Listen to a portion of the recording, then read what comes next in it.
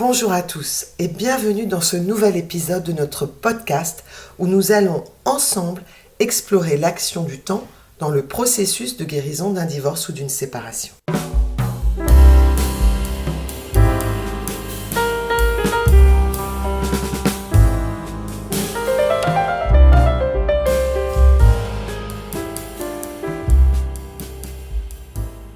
Je suis ravie de vous accompagner dans ce voyage de transformation personnelle, même si pour le moment, vous ne voyez pas le bout du tunnel, que vous croulez sous les ennuis et les conséquences des mauvaises décisions.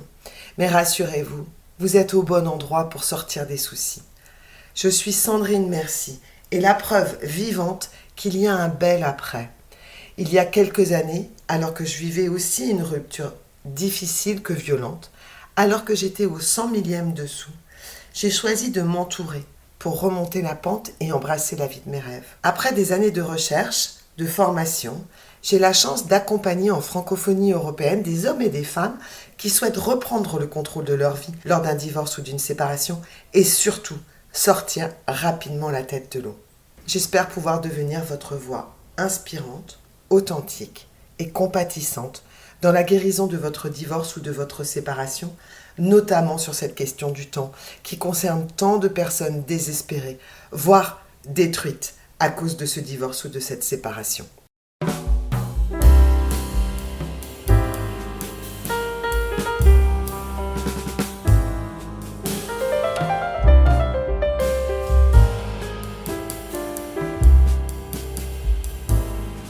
Savez-vous que le divorce ou la séparation est la deuxième cause de traumatisme après le deuil? Les études scientifiques sont très nombreuses sur le sujet. La variété des émotions intenses subies lors de cette épreuve, comme la tristesse, la colère, la peur ou bien la confusion, permettent aux chercheurs de classer le divorce ou la séparation parmi les événements potentiellement très traumatiques et avoir des répercussions profondes sur la santé mentale et émotionnelle. Vous avez certainement entendu parler de la courbe du deuil d'Elizabeth Kubler-Ross. Cette grande psychiatre helvético-américaine a cartographié les émotions que nous traversons lors des moments les plus sombres de notre vie. Elle a créé un modèle en 5 étapes qui va du déni, en passant par la colère, la négociation, la dépression et enfin la 5e étape, l'acceptation. Cette modélisation s'applique à toutes les formes de perte et de transition, y compris donc une rupture, un divorce ou une séparation. Vous trouverez sur le web beaucoup d'articles sur le sujet qui vont vous expliquer plus dans le détail ce processus. En fait, je souhaite juste vous souligner qu'en fonction de votre histoire et de votre personne, cette modélisation peut alimenter les conflits, nous faire prendre de mauvaises décisions, faire de mauvais choix. Et si vous laissez chacune des étapes durer trop longtemps, si vous persistez à vous accrocher à l'adage que le temps guérit toutes les blessures, vous allez vous enliser dans votre processus de divorce et de séparation. Et c'est à ce moment-là que vous prendrez les mauvaises décisions, que vous ferez les mauvais choix qui auront des conséquences pour votre avenir. Le plus intéressant dans cette modélisation des phases du deuil, c'est de comprendre aussi que nos ressentis sont normaux. C'est bien normal d'être abattu, d'être triste, d'être déboussolé, d'être en colère lorsque l'on subit cette décision de divorce ou de séparation. Alors le premier des conseils est d'accepter que ce que vous vivez, que vos ressentis sont normaux. Plus vite vous accepterez, plus vite vous pourrez mettre en place des actions pour corriger vos ressentis, pour sortir la tête de l'eau. Ne nous cachons pas non plus que laisser le temps agir est bien une conséquence sociétale. Ne perdons pas de vue que pendant très longtemps, la société a mis l'accent sur le mariage et la famille en tant que norme sociale et valeur traditionnelle. Attribuez cela à ce que vous souhaitez, des influences historiques, culturelles, religieuses, sociales, peu importe. Mais ce sont ces influences qui ont forgé les attentes envers les individus en matière de relations. Cette même société a souvent manqué de nous fournir des ressources et une éducation adéquate sur la façon de faire face au divorce ou à la séparation. Pendant très longtemps, le divorce a été stigmatisé, ce qui a pu décourager des discussions sur le moyen de le gérer. La société a souvent considéré le divorce comme un échec personnel versus l'engagement à vie du mariage. Bien que les attitudes envers le mariage et le divorce évoluent, les changements sociaux prennent du temps. Et la recherche scientifique sur la façon de faire face au divorce est relativement récente par rapport à d'autres domaines. Cela a entraîné un manque de ressources éducatives formelles sur la manière de gérer cette transition de vie. Et c'est certainement pour cette raison première que vous êtes démunis face à cette épreuve. Vous ne savez pas. Pas plus que je ne savais. Je ne suis pas en train de vous jeter la pierre. Je veux juste mettre l'accent sur le fait que nous ignorons qu'il existe des méthodes, des outils qui nous permettent de guérir de ces blessures d'un divorce ou d'une séparation. Et donc, comme nous l'ignorons, nous réagissons en fonction de ce que notre entourage nous dicte, en fonction de ce que l'on connaît, et on part du principe que le temps guérit les blessures. Le manque de connaissances, des outils et ou des méthodes à notre disposition nous font agir en croyant que le temps est notre allié. À mesure qu'il passe, les émotions initiales comme le déni, la colère, la tristesse peuvent s'estomper. Mais c'est ignorer que les émotions, comme aussi celles par exemple du choc ou de la confusion, laissent des stigmates, ont des conséquences sur de nouveaux comportements, peuvent être à l'origine de nouveaux maux physiques ou physiologiques, l'adoption de nouveaux comportements. En fonction de leur intensité, la submersion peut être plus ou moins forte, laissant un impact pour le reste de sa vie. Par exemple, refaire confiance à un nouveau partenaire, devenir jaloux ou jalouse, alors que ça ne vous était jamais arrivé. Être dans l'incapacité de prendre des décisions, mais aussi perdre le sommeil, entrer dans un mode de fonctionnement colérique, prendre ou perdre du poids, avoir peur, ne pas retrouver la confiance. Chaque situation est unique. Vous êtes tous uniques. Et l'impact de vos émotions sur vos nouveaux comportements resteront uniques. Soyons aussi honnêtes. Le temps accentue la douleur, car sans outils, les émotions peuvent être chaotiques et difficilement contrôlables. Ou encore elles peuvent pousser à l'isolement, parce que l'on se renferme dans sa coquille, on se replie sur soi-même. Une émotion est un message qui va dicter un nouveau comportement. Donc le temps prolonge la douleur, tant par l'absence de gestion émotionnelle, comme je viens d'en parler, que par l'impact négatif de la rumination. En restant coincé dans l'histoire de la séparation, vous restez bloqué dans ce passé et vous ruminez constamment sur les mauvais souvenirs. Dans certaines situations, un cercle vicieux peut se mettre en place, où vous allez ressasser sans cesse les événements douloureux de la séparation, vous allez ressasser les conflits. Vous savez, c'est lorsque vous vous couchez ou que vous vous réveillez la nuit, le matin, avec toujours la même idée en tête. Ou que vous allez attraper quelqu'un que vous connaissez pour lui redire et lui répéter sans cesse la même histoire. C'est les périodes où vous cherchez à savoir pourquoi cela vous arrive. Par exemple, pourquoi l'autre ne répond pas à votre message plus vite ou pas du tout. Pourquoi il ou elle vous dit cela. Pourquoi votre partenaire a choisi de changer de cap, etc. En bref, c'est toute cette liste de questions qui commence par pourquoi et pour lesquelles vous n'avez pas de réponse. En tous les cas, rien de positif ou de constructif. Et dans ce cas de cogite aigu, ces moments où vous ne faites que ressasser la séparation et les choses désagréables de l'histoire, le temps devient vraiment un fardeau, parce qu'il vous empêche la guérison. Le temps alimente la rancœur et l'amertume, rendant difficile pour une personne de surmonter la situation, de tourner la page et de s'épanouir dans une nouvelle relation. Peut-être, si vous ne vous identifiez pas à ce propos, peut-être que vous pouvez regarder dans votre entourage des gens qui ont vécu un divorce ou une séparation et que vous avez observé pendant des semaines, voire des mois, ressasser toujours les mêmes histoires quand ils vous rencontraient. Se demander constamment, mais pourquoi ça m'est arrivé ? Pourquoi est-ce qu'il réagit comme ça ? Pourquoi est-ce qu'il peut faire ça aux enfants ? Vous voyez, toutes ces questions qui commencent par le pourquoi et pour lesquelles on n'a aucune réponse. Et pour créer un lien avec ce dont nous parlions précédemment, de l'impact des émotions et des effets sur le temps, cette incapacité à se libérer du passé à cause des ruminations viennent compromettre le bien-être émotionnel et mental. Vous voyez ce cercle infernal dans lequel vous vous plongez seul. Un psy m'avait alerté à cette époque en me disant que l'on ne connaît jamais le plancher du trou dans lequel on tombe. On peut toujours tomber plus bas. Cette alerte, elle m'a servi et elle m'a boosté à trouver des solutions. C'est un peu grâce à ce conseil que j'ai découvert le coaching en divorce. Je ferme la parenthèse des anecdotes personnelles parce que j'ai envie de vous donner des éléments concrets.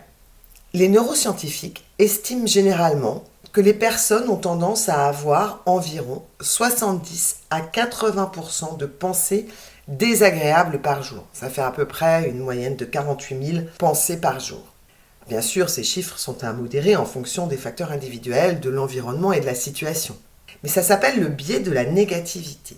Il est en partie dû au fait que les êtres humains ont évolué pour être attentifs aux dangers potentiels et aux menaces afin de survivre. Cela signifie que les pensées et les émotions désagréables sont traitées plus intensément et plus rapidement par le cerveau, car elles sont liées à notre instinct de survie. Et le plus fort dans tout cela, c'est que nous répétons majoritairement le lendemain un grand nombre de ces pensées désagréables, voire négatives. Nous avons donc naturellement ce penchant à la rumination négative.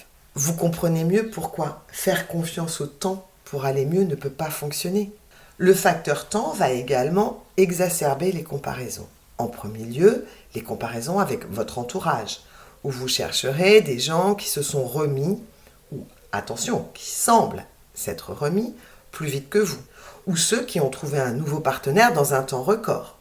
Bref, tous ceux pour lesquels il semble que la vie se soit remise sur les bons rails bien plus vite que pour vous. Et surtout bien mieux. Cette comparaison, elle est aussi valable avec votre ex-partenaire. Merci les réseaux sociaux, parce que vous allez voir des images où il semblerait qu'il retrouverait quelqu'un plus vite que vous, qu'il présenterait rapidement aux enfants, qu'il passerait des bons moments avec cette personne, qu'il partirait en vacances, etc., etc. Tout à chacun, nous avons tendance, dans ces situations difficiles, à regarder si l'herbe n'est pas plus verte chez le voisin et à nous comparer au bonheur affiché des autres. Les comparaisons nous enferment dans une vision étroite du réel de la situation.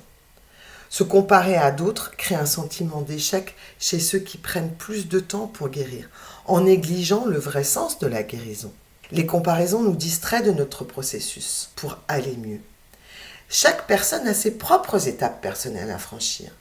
Et les comparaisons nous détournent notre attention de ce qui est vraiment important, notre propre chemin. Si je devais ajouter un dernier mot, les comparaisons ne sont pas un indicateur fiable de la guérison après un divorce.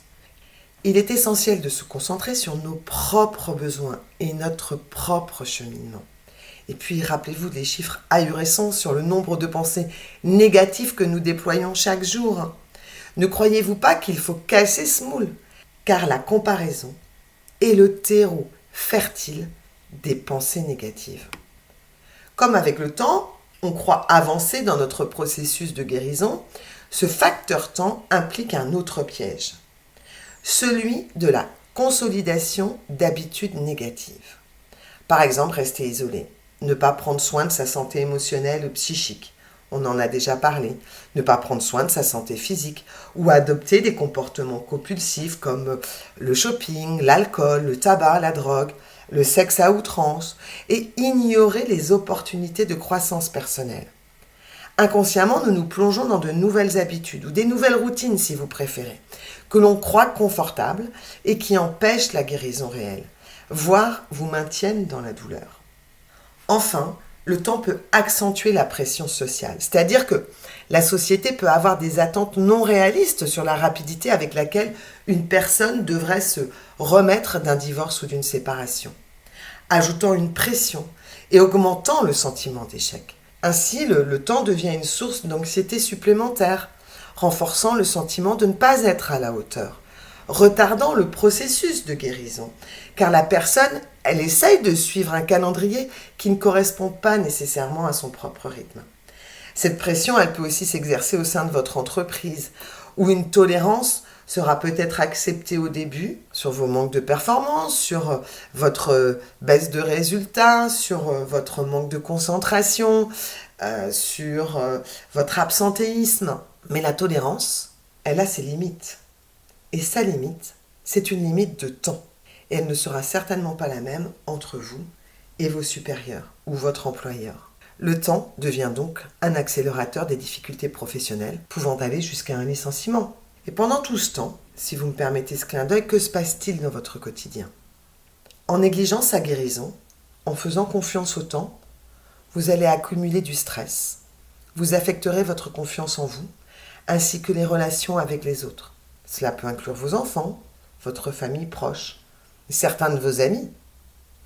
Vous allez vous déconnecter de votre entourage parce qu'il se lassera du temps que vous prenez à vous remettre ou trouvera que vous n'êtes plus dans le mouvement de la vie. C'est peut-être là que votre collègue aussi cessera de couvrir vos absences, vos oublis, vos manques de résultats.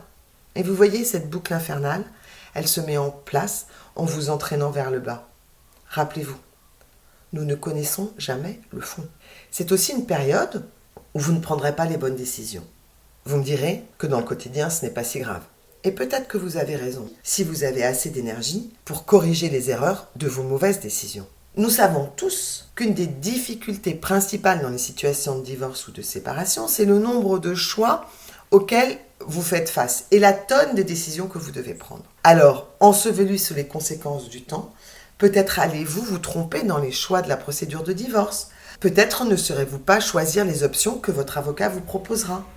Peut-être irez-vous jusqu'à confier la prise de décision à d'autres. Il arrivera aussi peut-être un moment où vous jetterez l'éponge. Et tant pis pour les conséquences. Quelle que soit votre situation, les conséquences de laisser le temps faire sur vos propres choix sont fondamentales. Cela me rappelle un témoignage d'une femme lors d'une séance de dédicace de mes livres. Et je souhaite de tout cœur que vous ne vous retrouviez jamais dans cette situation. Elle me dit, oh là là, moi j'en ai plus besoin de tout ça. C'était il y a des années. Bon, très bien, et puis de fil en aiguille, on engage un peu la conversation. Et d'un coup d'un seul, elle s'effondre en pleurs. Pour me dire qu'en fait, elle n'avait pas la vie amoureuse qu'elle souhaitait. Son nouveau mari n'était pas si chouette. Et puis elle s'était fâchée avec ses enfants. Elle avait plus d'amis. Ou en tous les cas, plus les bons amis qu'elle avait lors de son premier mariage. Parce qu'elle a fait le diagnostic elle-même. Les gens se sont essoufflés d'entendre ressasser tout le temps ces histoires. Tout ça a affecté énormément sa vie. Donc elle a fait une dépression. Elle a perdu son travail. Et aujourd'hui, elle est en invalidité. Alors vous voyez, l'effet du temps et de ne pas prendre des mesures ont des conséquences. Même si je souhaite de tout cœur, et c'est les raisons de ce podcast, que jamais vous ne vous retrouviez dans la situation de cette femme. Alors, si nous envisagions des approches différentes pour aborder la guérison après un divorce ou une séparation, plutôt que de simplement fuir la douleur, que diriez-vous de l'embrasser ? Que diriez-vous de comprendre vos émotions ? Apprendre de vos expériences et de grandir en tant qu'individu. Que pensez-vous d'explorer de nouveaux horizons, acquérir de nouvelles compétences, ou même entreprendre un voyage pour redéfinir votre identité post-séparation, plutôt que de laisser le temps faire son affaire, ou devrais-je dire, sa mauvaise affaire. Les neuroscientifiques nous disent que le cerveau a une plasticité incroyable, capable de se remodeler en fonction des expériences vécues. Cependant, le simple passage du temps ne suffit pas. Des recherches montrent que les interventions conscientes et ciblées, telles que la thérapie, la méditation, la pleine conscience, sont souvent nécessaires pour faciliter la guérison. En fin de compte, le temps est un élément de la guérison, dans le simple sens qu'il permet de maturer son changement. Le temps offre l'occasion de mûrir cette transition de vie. Il permet de prendre du recul, de gagner en compréhension. Cependant, pour une guérison durable, il faut plus que simplement laisser le temps s'écouler. Plutôt que d'attendre passivement que les choses s'améliorent, nous pouvons choisir d'être acteurs de notre propre guérison. Le véritable changement, l'atteinte de son propre épanouissement post-divorce ou séparation, résulteront des actions intentionnelles que vous poserez. Des clés qui ouvrent la porte à une transformation significative. Plutôt que de simplement attendre que les choses s'arrangent d'elles-mêmes, nous pouvons choisir d'être acteurs de notre propre guérison. Nous pouvons trouver le chemin vers la guérison et la croissance après un divorce ou une séparation. Lorsque le temps est couplé à ces actions, la guérison devient une réalité tangible. Au lieu de subir passivement les effets du temps, nous avons le pouvoir de choisir notre réaction et de surmonter activement les défis du divorce, de transformer la douleur en opportunité et de trouver une croissance personnelle authentique. Donc, en prenant des mesures pour gérer vos émotions, en recherchant du soutien auprès de thérapeutes, de coachs, de médiateurs, en cultivant de nouvelles perspectives, en faisant des recherches de lecture, vous pourrez transformer l'expérience du divorce en une opportunité de croissance et de transformation personnelle. C'est ainsi et seulement ainsi que nous pouvons véritablement prendre en main notre guérison et créer un avenir épanoui après un divorce ou une séparation. Sans mauvais jeu de mots, merci d'avoir pris le temps d'écouter cet épisode. Restez à l'écoute pour de nouvelles discussions, interviews et conseils pratiques qui vous aideront à transformer votre expérience de divorce, de séparation en une étape positive de votre vie. Nous nous retrouvons chaque premier et troisième jeudi du mois pour créer une aventure passionnante où nous explorons les clés du succès pour surmonter et réussir votre divorce ou votre séparation. Je vous donne rendez-vous très vite dans un prochain épisode. Merci de nous avoir rejoints dans ce voyage de découverte et d'apprentissage.